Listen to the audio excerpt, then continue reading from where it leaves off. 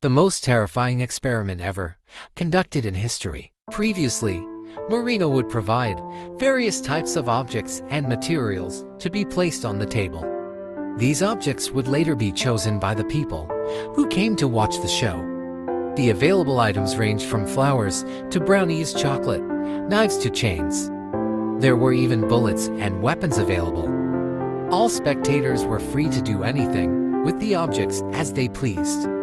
Marina would remain standing steadily for a set time of 6 hours without launching an attack, while the audience performed their actions.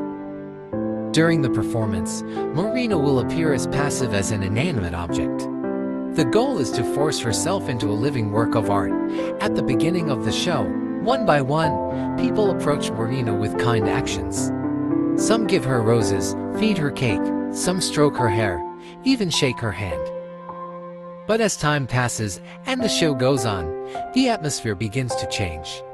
First, one of the spectators slaps Marina's face lightly. Realizing that Marina doesn't react, some people start hitting her harder. The person who had originally given her roses and shaken her hand began to show a tendency to do something when he realized that Marina was truly just displaying a silent attitude. But it didn't stop there. One of the spectators took the gun, while Marina shed tears and even cried. Many insisted on still treating her as their object. They also started taking off what Marina was wearing and trying to do things they shouldn't. Then one woman stepped forward from the crowd, wiped away the tears, and hugged her.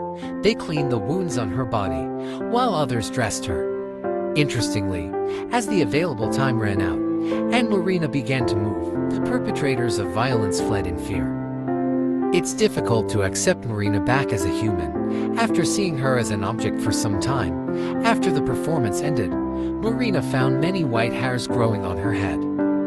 From this experiment, we can conclude to show us how the majority of people can easily bring out the evil side within themselves with encouragement from each other.